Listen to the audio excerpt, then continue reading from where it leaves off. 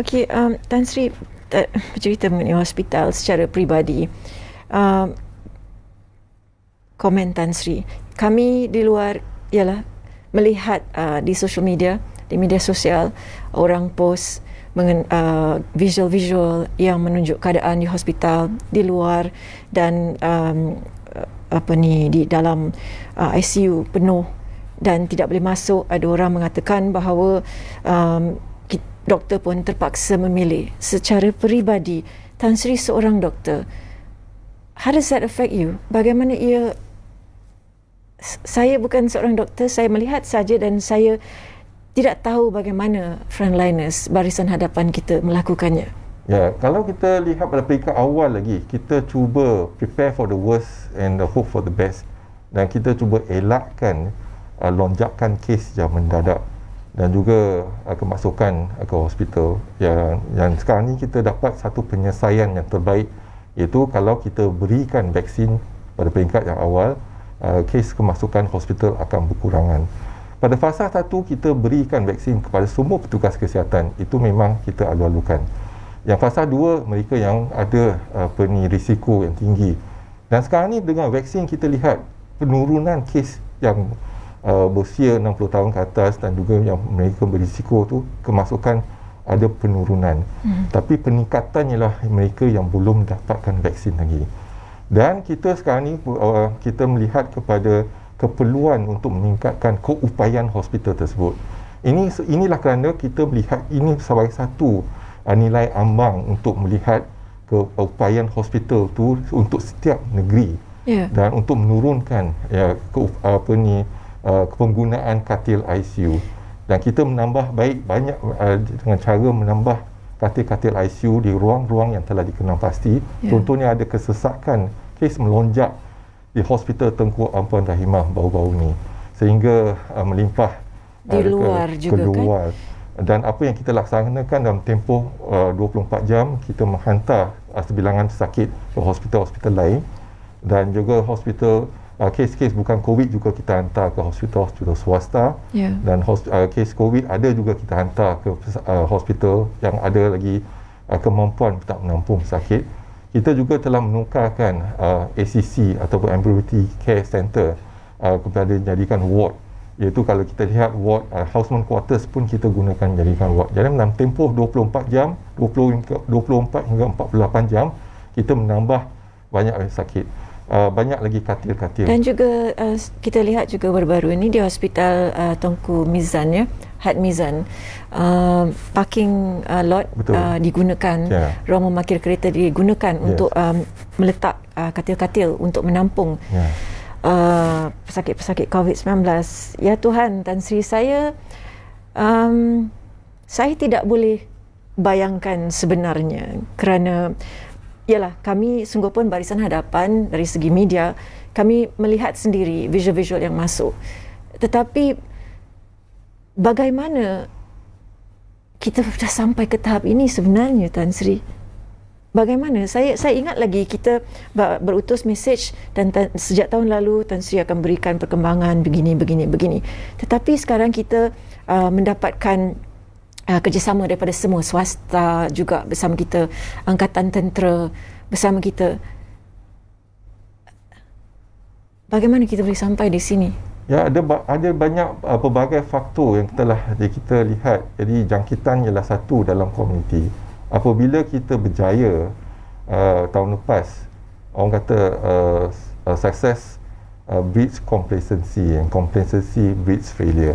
Dan ini yang kita bimbang. Bila kita berjaya, kita ambil mudah dan alpa, dan ini mungkin yang kita boleh berlaku. Dan juga dalam peperangan ini, bukan kita hanya lihat pada kemampuan Kementerian Kesihatan dan juga petugas kesihatan dan frontliners, tapi kita juga melihat kepada virus yang ada sekarang ni. Jadi virus ni sentiasa membiak dan bermutasi dan berubah. Dan kita lihat dari perkembangan sejak hari pertama lagi jangkitan dalam negara, virus Wuhan. Lepas virus Wuhan, selepas ada perhimpunan di Seri Petaling, virus yang kita kenal pasti ialah virus strain C, iaitu daripada Indonesia. Lepas tu kita dikejutkan oleh D614, iaitu kluster Siwa Gangga, yang seseorang pekerja yang pulang dari India dari daerah Sri Gangga dan telah sepatutnya dikuarantin tapi buka restoran dan menjangkiti dalam tempoh masa yang singkat ya. Satu negeri Kedah dijangkiti dengan kluster Siwa Gangga, kluster sungai, kluster tawar dan sebagainya, dan virus tersebut menggantikan virus Wuhan dan untuk semua negeri. Dan sekarang ni kita lihat ada variant of concern, dan variant concern yang kena pasti ada 4 variant. 3 variant telah pun dikenal pasti di negara kita, dan pada permulaannya kita kena pasti variant B117 iaitu alpha variant, tapi terkawal, iaitu kebanyakan mereka pulang luar negara. Hanya di negeri Sabah disandarkan ada jangkitan dalam komuniti dan kita dapat kawal dengan baik. Tapi varian yang kita kena pasti ialah sekarang ni ialah varian beta, telah pun merebak ke semua negeri, telah pun dikesan varian beta daripada South Africa. Dan sekarang ni yang terkesan ialah dominant varian ialah varian delta daripada India, ataupun double mutation variant, merebak dengan cepat. Dan ini yang kita membimbangkan, mungkin dalam tempoh seminggu 2 minggu lepas kita lihat mungkin ialah kesan pada varian. Apapun varian yang ada, kita kena gunakan tindakan kesihatan awam kita, itu duduk di rumah ataupun patuh pada SOP pemakaian, iaitu mask dan juga penjarakan fizikal, cuci tangan, elakkan tempat yang sesak, sempit dan bercakap cara yang dekat supaya kita elak dijangkiti. Inilah amalan kita, dan kita perlu tingkatkan lagi vaksinasi. Setakat ni alhamdulillah varian Delta ni masih boleh berkesan dengan gunakan vaksin Pfizer ataupun vaksin-vaksin yang ada. Jadi setakat ni kita kena pertingkatkan iaitu vaksinasi dalam komuniti kita. Jadi jika keluk penularan terus meningkat seperti situasi ketika ini, adakah perkhidmatan kesihatan kita mampu bertahan, Tan Sri, atau boleh membawa kepada lumpuh? Saya lihat frontliners, saya sendiri berjumpa dengan mereka, dan itulah, hospital juga Tan Sri sudah mula melaksanakan zon pengurusan bencana atau Disaster Management Zone DMZ untuk menampung jumlah pesakit yang semakin meningkat. Boleh tak Tan Sri ceritakan sebenar-benarnya supaya kita semua di luar sini, ya, di luar sana dapat menerima keadaan yang sebenarnya, ya, because kami bukan doktor, kami bukan nurse, kita tengok saja visual, tetapi what is it really? How bad is it? Jadi Kementerian Kesihatan juga merayu kepada rakyat Malaysia untuk membantu frontliner, iaitu kita jaga kita, iaitu kalau kita jaga kita, bantu Kementerian Kesihatan untuk tidak dijangkiti. Dan ini satu bantuan yang amat penting. Jadi kita dapat mengurangkan kes di kemasukan di hospital. Dan memang betul frontliners telah pun bekerja untuk tempoh yang amat panjang sekali, iaitu 18 bulan frontliners tersebut. Dan dulu kalau jangkitan semasa berlaku di negeri Sabah, kita boleh kerahkan frontliners, petugas kesihatan dari negeri-negeri lain untuk membantu negeri Sabah. Tapi baru-baru ni kita lihat selepas perayaan Aidilfitri, Raya Aidilfitri, jangkitan di semua negeri. Jadi frontliners sekarang ni kena berkhidmat di negeri masing-masing. Tapi sekarang ni kita lihat ada perkembangan yang baik. Negeri yang telah masuk ke fasa 2, kita telah pun menggerakkan frontliners, contohnya Perak, Kelantan dan sebagainya, untuk datang ke bantu di Lembah Kelang. Sekarang peperangan yang sengit sekarang ni di Lembah Kelang.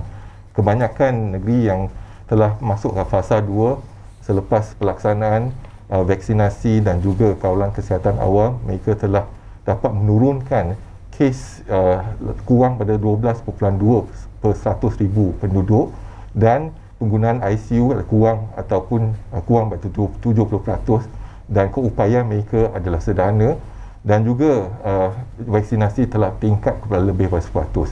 Jadi negeri-negeri tersebut sekarang ni memberikan bantuan kepada negeri di Lembah Kelang, contohnya peralatan, petugas kesihatan, supaya kita dapat beri peluang kepada petugas kesihatan kita untuk rehat dan sebagainya. Ini penting untuk kita, kesepaduan dalam kita membantu untuk petugas kesihatan di hospital.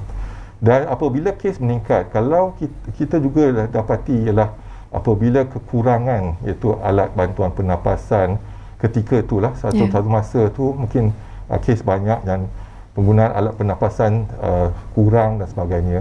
Ini menjadikan satu moral distress kepada petugas kesihatan kita. Mereka telah pun bangkitkan perkara ini. Dan kita juga cuba sedaya upaya untuk bantu petugas kesihatan kita memberikan kaunseling dan sebagainya.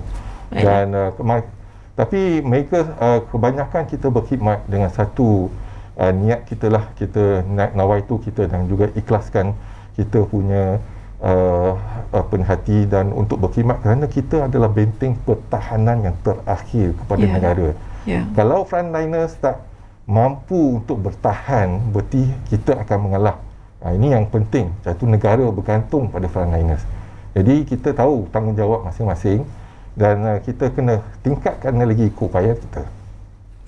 Tan Sri ramai secara umum melontar pendapat di platform media sosial dan kerap membandingkan Malaysia dengan negara lain yang berjaya menyekat penularan COVID-19 ini. Apa pendekatan yang diambil negara seperti Australia, New Zealand, Taiwan dan Vietnam yang boleh kita laksanakan di sini selain program vaksinasi? Kalau kita lihat New Zealand dengan Australia, mereka menggunakan kaedah kesihatan awam, lockdown dan juga mengenal pasti mencari, uji dan juga mengesan kes-kes yang ada kaitan dengan kes-kes yang positif, lepas tu diasingkan dan juga diberi rawatan. Itulah tindakan mereka. Kalau kita lihat Australia, dari segi vaksinasi masih rendah lagi, tapi kawalan sempadan dan juga kawalan, kita ada 6 tindakan kita dalam kita membendung penularan jangkitan COVID-19 dalam negara. Kawalan sempadan amat penting. Kalau kita lihat pada peringkat fasa kedua, gelombang kedua, banyak jangkitan daripada luar negara. Sekarang ni kita dah dapat mengawal dengan baik jangkitan luar negara, kes import kurang pada 1 digit saja setiap hari. Yang kedua, kita melihat pada keupayaan hospital kita. Ini yang penting, iaitu kita telah pun ada kesiapsiagaan untuk membina, untuk mendapatkan ruang yang tertentu, peralatan dan semua. Kita dah siapsiagaan kita dah laksanakan pada fasa ataupun gelombang kedua lagi. Ketiga, kita menggunakan kaedah kesihatan awam seperti mana digunakan di New Zealand dan Australia. Itu penting.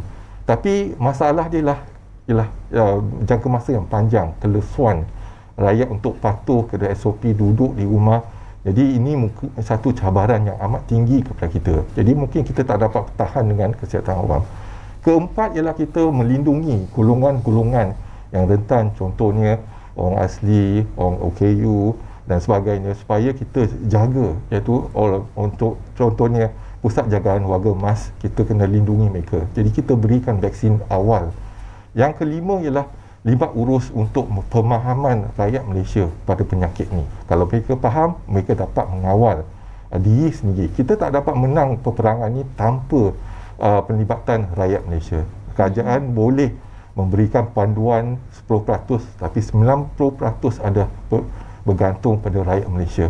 Dan sekarang ni, kalau kita tahu kelesuan dari segi kepatuhan dan sebagainya, kita ada alternatif, iaitu backup yang amat penting ialah vaksin. Sekurang-kurangnya dapatkan vaksin, lindung diri, lindung semua. Dan yang terakhir, yang nombor 6 ialah pemekasaan komuniti. Kalau komuniti contohnya di perkampungan orang asli ataupun rumah panjang, mereka pastikan tiada orang luar masuk ke kawasan mereka. Jadi dapat menjaga, kenal pasti siapa yang datang, keluar masuk kampung tersebut. Kerana penyakit ni, kalau kita merentas, ada pergerakan merentas daerah dan negeri, ada perhimpunan, maka ada peluang penyakit ni akan merebak. Yang virus ni tak bergerak, tapi manusia yang bergerak. Manusia bergerak membawa virus tersebut. Betul. Dan apabila manusia bergerak membawa virus tersebut balik kampung dan sebagainya, dan ada perhimpunan, ada sentuhan dan ada berkumpul di tempat yang sempit, maka berjangkitlah virus tersebut. Virus tersebut akan berjangkit kalau ada peluang untuk mereka berjangkit. Tapi kalau tak ada host yang baru dalam tempoh 14 hari, virus itu akan mati. Ini yang kita kena faham sifat virus tersebut. Barulah kita dapat membendung jangkitan penularan COVID-19 dalam negara. Tan Sri, adakah kita akan mencapai immunity kelompok atau herd immunity seperti yang dirancang dalam tempoh 1 tahun berdasarkan jumlah mereka yang telah pun divaksin. Angka pemberian vaksin harian dan bekalan vaksin kita.